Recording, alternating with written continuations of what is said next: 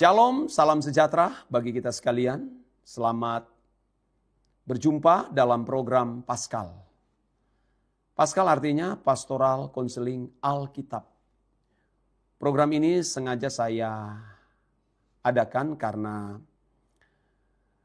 melihat ada beberapa pertanyaan yang masuk di grup doa pagi.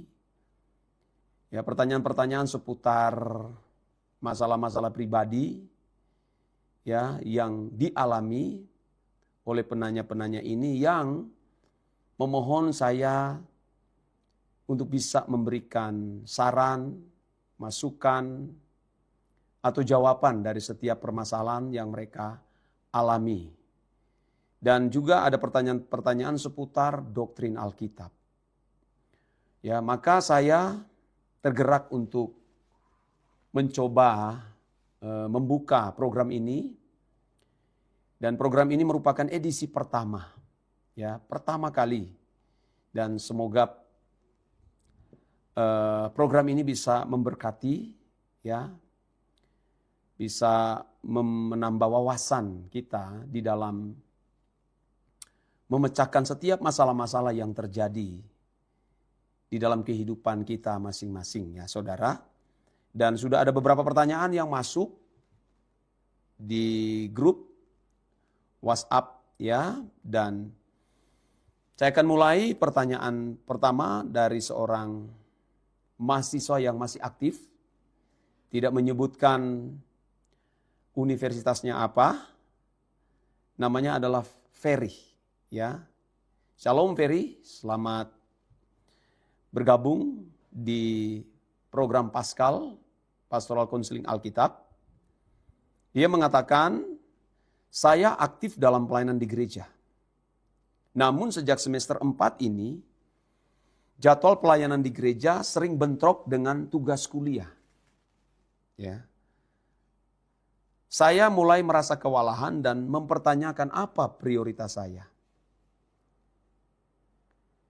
Pertanyaan, menurut Pak Michael, bagaimana cara menyeimbangkan antara studi dan pelayanan? Apa yang Alkitab ajarkan tentang prioritas dan manajemen waktu dalam kehidupan sehari-hari? Jadi pertanyaannya adalah bagaimana cara menyeimbangkan antara studi dan pelayanan.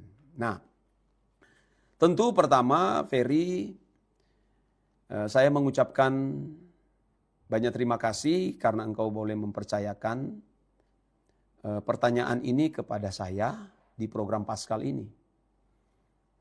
Juga saya mengapresiasi kamu luar biasa, anak muda yang notabene sebagai mahasiswa semester 4. Kamu benar-benar salah satu orang yang mencintai Tuhan dan mengasihi Tuhan. Sebab buktinya walaupun di tengah kesibukan, walaupun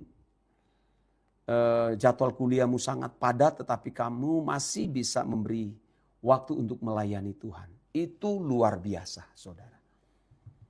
Ya, luar biasa Ferry, karena tidak semua orang bisa melakukan seperti apa yang kamu lakukan. Nah, kamu bertanya bagaimana menyeimbangkan antara studi dan pelayanan. Nah, Ferry, sebenarnya ini merupakan dua panggilan yang sama sebenarnya, ya. Kuliah juga itu untuk Tuhan. Pelayanan di gereja juga itu untuk Tuhan, sama-sama untuk Tuhan, ya. Karena kita sebagai orang percaya, sebagai orang Kristen, kita tidak mengenal ada namanya dunia sekuler. Ya, tidak ada mengenal dunia sekuler. Nanti yang disebut pelayanan nanti di gereja, mengambil bagian dalam pelayanan misalnya sebagai pemain musik, jadi worship leader atau jadi pengkhotbah, menjadi usher atau guru sekolah minggu, ya. Sedangkan kalau kuliah itu dipandang bukan sebuah pelayanan. Sebenarnya semua sama, ya. Tidak ada yang sekuler, ya. Jadi sebenarnya sama-sama melayani Tuhan. Apa sebenarnya melayani itu? Melayani itu artinya melayani perasaan Bapa. Itu saja saudara. Ya, itu Pelayanan itu kan sebenarnya melayani perasaan Bapa. Bagaimana Tuhan disenangkan melalui apa yang kita lakukan. Ya. Cuma masalahnya banyak orang Kristen yang belum mengerti tentang inti pelayanan. Maka mereka bisa membedakan mana pelayanan untuk Tuhan, mana yang bukan. Padahal kuliah juga untuk Tuhan. Sesuai dengan apa yang dikatakan oleh Rasul Paulus dalam 1 Korintus ya 3 ayat 10 ya. Aku menjawab, baik engkau makan atau engkau minum dan melakukan segala sesuatu yang lain, lakukan untuk kemuliaan Tuhan. Ya, saya lihat kembali dulu ya. Ayatnya 1 Korintus 10 ayat yang ke-31 ya. Supaya tidak salah. 10 ayat yang ke-31. Nah, firman Tuhan mengatakan, aku menjawab, jika engkau makan atau jika engkau minum, atau jika engkau melakukan sesuatu yang lain, lakukanlah semuanya itu untuk kemuliaan Allah. Jadi sebenarnya, Ferry, kamu kuliah itu juga untuk memuliakan Tuhan. Itu pelayanan. Kamu juga melayani di gereja itu pelayanan. Namun yang membuat kamu kewalahan di sini karena yang pertama, kamu memang belum bisa mengatur manajemen waktu. Saya juga kurang mengerti apakah kamu mengatakan kamu kewalahan, ya tidak bisa menyeimbangkan mana kuliahmu, mana pelayanan di gereja. Ya, saya tidak tahu apakah kamu sebagai full timer di gereja atau part time. Tapi kalau kamu misalnya part time di gereja, saya kira itu sebenarnya tidak mengganggu di perkuliahan kamu. Ya, apalagi baru semester 4, ya. Ya. Kamu yang harus bisa mensiasati ya. Kecuali kamu full timer. Ya, kamu bisa diskusi dengan gembala jemaat atau pendeta yang dipercayakan di gereja itu atau di persekutuan itu untuk menyampaikan kepada beliau bahwa kalau boleh Bapak Pendeta atau Gembala supaya kamu bisa tukaran dengan rekan sepelayanan, misalnya kalau kamu kuliah pagi, ini kalau kamu full timer ya, kalau kamu kuliah pagi, kamu boleh meminta jadwal di sore hari atau selesai pulang kuliah atau di malam hari ya. Sebenarnya bisa saja disiasati ya. Cuma saudara, Ferry tidak memberikan penjelasan masalah pelayanan kamu di gereja ini. Apakah kamu part time atau full timer? Ya kalau full timer ya jelas kalau memang pelayanan itu padat atau memang dengan jumlah jemaat banyak atau sudah beberapa gereja punya cabang, ya itu bisa membuat kamu juga kewalahan. Tapi kalau hanya satu gereja kamu part time di situ, tidak mungkin kalau kamu tidak punya jadwal atau tidak mungkin bisa berbenturan atau bertabrakan jadwalnya ya. Oke, saya kira itu ya. Kamu bisa. Kecuali memang kamu benar-benar full timer. Full timer di gereja dan pelayananmu itu juga padat, kamu boleh minta izin sama pimpinan gereja untuk supaya memberikan jadwal yang tidak bertabrakan dengan perkuliahan kamu. Ingat kalau kamu tidak selesai kuliah, ya bagaimana? Itu juga masa depan kamu. Walaupun masa depan hanya sementara di bumi, tapi juga itu adalah bagian tanggung jawab yang kamu harus selesaikan. Kuliah itu juga adalah sebuah panggilan dalam pelayanan ya. Jangan dibeda-bedakan ya. Oke, saya kira fair itu yang saya bisa memberikan masukan buat kamu. Tetap semangat melayani Tuhan ya. Dan saya akan lanjutkan ke pertanyaan yang kedua. Datang dari seorang karyawan swasta ya. Seorang karyawan swasta namanya Fani. Ya. Fani. Ya, apakah ini ya kemungkinan besar ini seorang wanita ya. Tapi di tempat kita juga ada nama Fani juga seorang pria. Ya, ada wanita juga ada pria kalau nama Fani ini ya. Beliau ini adalah seorang karyawan swasta. Dia mengatakan, saya memiliki rekan kerja yang sering bergosip di kantor.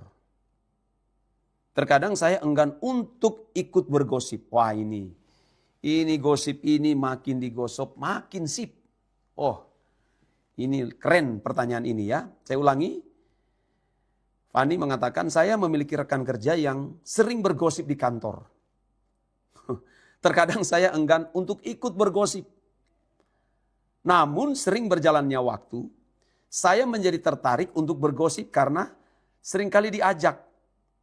Selain itu saya juga takut menjadi bahan gosip jika tidak ikut dengan mereka. Wah, luar biasa.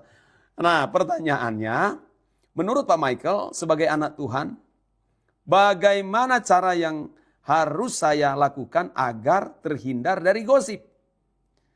Serta bagaimana cara agar bisa menyadarkan teman-teman saya untuk bisa mengasihi sesama. Jadi pertanyaan yang pertama ini adalah, bagaimana cara yang harus saya lakukan agar terhindar dari gosip? Iya. Fani, pertama ya, bagus sekali bahwa kamu peka terhadap dosa gosip dan tidak ingin terjebak di dalamnya ya. Nah, kesadaran seperti ini tentu datang dari Roh Kudus. Ya. Bahwa kamu bersyukur bahwa Roh Kudus mengingatkan kamu bahwa sebenarnya bergosip itu tidak boleh.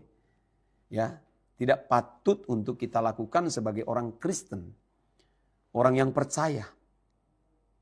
Karena Alkitab tegas melarang tentang gosip, menyebarkan cerita yang tidak membangun, ya. Karena Amsal 11 ayat 3 mengatakan begini, orang yang mengumpat mengungkapkan rahasia, tetapi orang yang setia menutupi perkara. Jadi sebaiknya Fani, kamu harus meninggalkan gosip-gosip itu. Pertemuan-pertemuan yang hanya membicarakan kekurangan orang lain, atau percakapan-percakapan yang tidak patut. Ya. Percakapan-percakapan yang tidak membangun, kamu harus menghindar. Ya, kamu pasti akan diberikan hikmat oleh Tuhan untuk bagaimana kamu bisa menarik diri dari pertemuan-pertemuan yang hanya mempercakapkan hal-hal yang tidak patut, di mana itu tidak membangun dan tidak memberkati.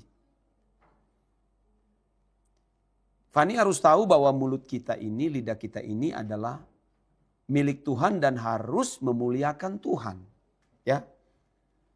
Efesus pasal 4 ayat 29 begini, mengatakan begini ya, Efesus 4 ayat 9. Janganlah ada perkataan kotor keluar dari mulutmu, tetapi pakailah perkataan yang baik untuk membangun di mana perlu, supaya mereka yang mendengarnya beroleh kasih karunia.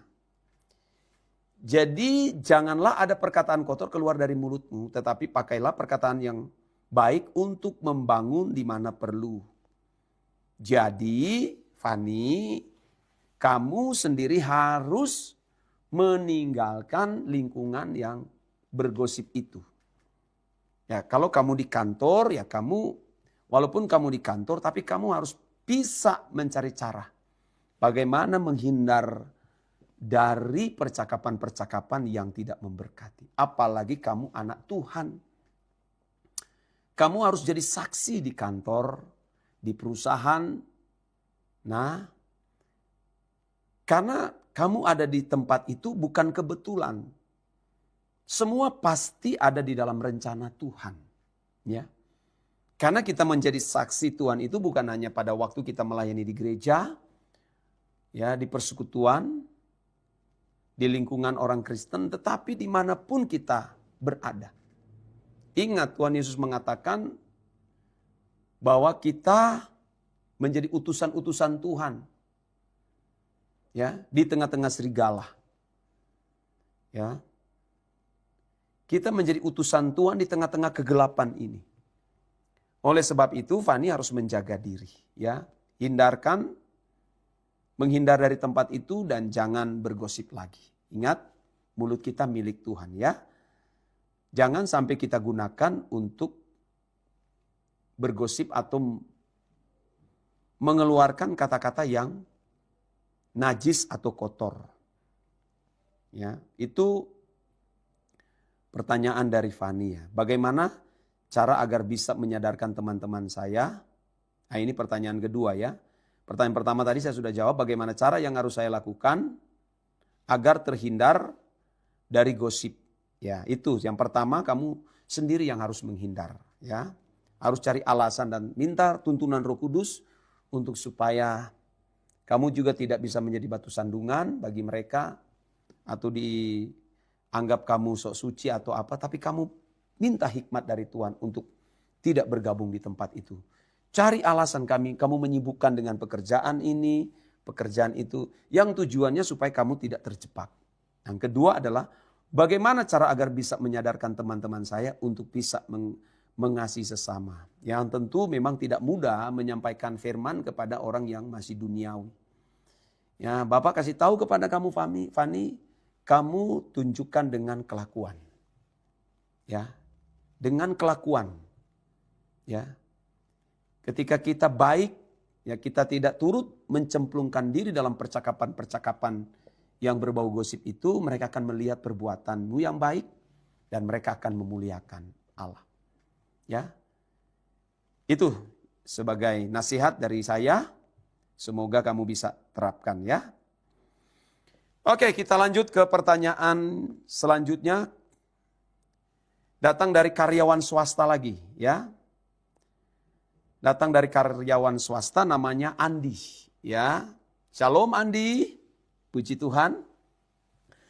Dia mengatakan tugas kantor membuat saya sering pulang larut malam dan melewatkan waktu dengan istri dan anak saya. Wah, ini sering pulang larut malam, ini mungkin pekerjaannya sangat padat ya. Saya merasa bersalah tapi juga takut mengecewakan atasan. Pertanyaannya, menurut Pak Michael, bagaimana cara mengelola waktu antara pekerjaan dan keluarga? Apakah ada prinsip Alkitab tentang keseimbangan hidup? Wah, ini pertanyaan yang bagus sekali.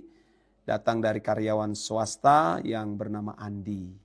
Terima kasih Andi ya atas pertanyaanmu.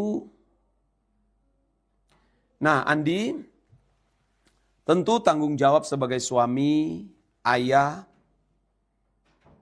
dan karyawan itu memang tidak mudah. Ya, tidak mudah. Tapi justru disitulah iman kita diuji. Apakah kita hidup berdasarkan nilai dunia atau nilai kerajaan Allah. Ini sangat ditentukan dari apa yang kita kerjakan. Karena bagaimanapun juga Andi, bahwa pekerjaan itu memang penting. Tetapi keluarga juga itu penting. Karena keluarga itu dibangun berdasarkan mandat ilahi. Ya, Allah lah yang membangun keluarga. Memang pekerjaan itu penting ya untuk mendukung kehidupan keluarga, kehidupan di dalam rumah tangga. Ya. Untuk sementara waktu, ya enggak apa-apa kamu bekerjalah sementara waktu. Ya. Memang kamu tidak boleh terus-menerus bekerja dengan waktu yang cukup panjang. Ya. Cukup panjang karena kalau masuk pagi pulang larut malam kan kamu tidak bisa ketemu dengan keluarga tapi mereka sudah tidur semua. Kamu baru tiba di rumah, anak-anak sudah ketiduran. Ya begitu pagi anak-anak sudah ke sekolah, kamu pergi ke pekerjaan lagi. Ya. Ya sebagai saran dari saya, kamu bekerja sementara waktu saja dulu ya sambil kamu mencari pekerjaan yang lain, ya. Karena bagaimanapun anak-anak harus melihat kamu di rumah. Jangan sampai anak-anak kehilangan sosok bapak sebagai teladan yang harus mereka contoh. Ya. Apalagi kalau pasangan kita juga bekerja, sama-sama sibuk, lalu kedua anak atau kalau kamu sudah punya anak-anak ditinggalkan sama asisten rumah tangga. Ditambah lagi asisten rumah tangga tidak takut akan Tuhan, yang kalau kehidupan sehari-harinya juga mulut bocor, kotor, kata-kata makian. Akhirnya anak-anakmu juga ya meneladani asisten rumah tangga yang tidak takut akan Tuhan. Ya kecuali asisten rumah tanggamu itu benar-benar merupakan anak Tuhan, kamu bisa mempercayainya. Tetapi sebagai saran saya adalah kamu harus mencari pekerjaan yang lain deh, ya. Tapi untuk sementara waktu, kamu diskusikan dengan keluargamu, dengan pasangan hidupmu, ya, supaya bisa dimaklumi dan mereka bisa juga terima mengenai keadaan kamu, ya. Otomatis kalau pekerjaan, apalagi kalau pekerjaan itu masuk dari Senin sampai hari Minggu. Wah, kamu sudah tidak punya waktu untuk ke gereja, ya, kalau kamu sebagai Kristen. Ya, kalau kamu sebagai Muslim, jangan-jangan kamu sudah tidak punya waktu untuk ke masjid, untuk beribadah. Jadi kamu harus bijaksanalah, ya, untuk mengelola waktu. Minta izin, atau coba kamu kasih masukan, minta izin kepada majikanmu, tanya sama bos apakah saya bisa mendapatkan cuti seminggu sekali, ya. Itu tergantung Andi negosiasi, ya. Karena pekerjaan juga itu penting. Seperti yang dikatakan dalam 1 Timotius 5 ayat 8, tetapi jika ada seorang yang tidak memelihara sanak saudaranya, apalagi seisi rumahnya, orang itu murtad dan lebih buruk dari orang yang tidak beriman. Ya. Jadi kamu tanya Tuhan pertama, ya, bangun hubungan pribadi dengan Tuhan. Takut akan Tuhan, hidup suci, Tuhan pasti akan memberikan hikmat. Bagaimana dan apa yang harus kamu kerjakan. Ya, ini menjadi saran saya untuk Andi. Tuhan Yesus memberkati Andi. Saya lanjut ke pertanyaan berikutnya adalah datang lagi dari karyawan swasta. Wah, ini rupanya banyak karyawan ini yang memberikan pertanyaan-pertanyaan. Namanya Dedi. Ya, shalom Dedi. Saya tahu bahwa teman saya yang sesama karyawan diperlakukan tidak adil oleh atasan. Tetapi saya takut menegur atasan saya dan memilih diam karena takut ikut terseret masalah. Wah, saya tahu bahwa teman saya yang sesama karyawan diperlakukan tidak adil oleh atasan. Tetapi saya takut menegur atasan saya dan memilih diam karena takut ikut terseret masalah. Saya tahu bahwa teman saya yang sesama karyawan diperlakukan tidak adil oleh atasan. Tetapi saya takut menegur atasan saya dan memilih diam karena takut terseret masalah. Oh, begitu. Nah, pertanyaannya, menurut Pak Michael, bagaimana sikap yang harus saya lakukan ketika menyaksikan ketidakadilan meskipun itu tidak berisiko bagi saya? Nah, Dedi, ya, kamu luar biasa, ya. Kamu punya mata rohani yang bisa melihat. Itu luar biasa, ya. Kamu melihat ketidakadilannya di dalam perusahaan atau di dalam pekerjaan kamu, ya. Saya tidak tahu, ya, apakah tindakan atasanmu itu terhadap karyawan ini karena ada masalah. Masalah itu masalah apa? Tidak dijelaskan secara detail di sini, ya. Karena pertanyaannya ini hanya pertanyaannya adalah saya tahu bahwa teman saya yang sesama karyawan diperlakukan tidak adil oleh atasan. Nah, saya tidak tahu tidak adilnya di mana ini, ya. Ini perlu juga disampaikan secara detail, ya. Tidak adilnya di mana? Apakah tidak adil di dalam memberi gaji, ya? Atau tidak adil dalam hal membeda-bedakan? Ya, ini tidak dijelaskan secara detail, tetapi Saran saya buat kamu Dedi, ya kamu alangkah baiknya kamu tidak bicara, ya. Tidak bicara, jangan kamu terseret juga. Ya, kamu tidak bicara tetapi kamu buatlah pendekatan dengan teman karyawanmu untuk coba membicarakan kenapa sampai bisa terjadi seperti ini. Ya, atasan kita ini membeda-bedakan. Ya, kenapa atasan kita memperlakukan hal ini, ya. Ya, di sini tidak terlalu jelas ya, dari saya tidak bisa memberikan sebuah jawaban yang akurat ya. Tetapi kalau kamu anak Tuhan, Tuhan pasti akan memberikan hikmat ya. Bagaimana kamu bijaksana bisa menangani akan hal ini. Ya. Oke, itu saja saran saya. Nanti kalau ada pertanyaan kamu yang lebih akurat lagi, lebih detail, saya akan jawab ya. Terima kasih, Tuhan berkati Dedi ya.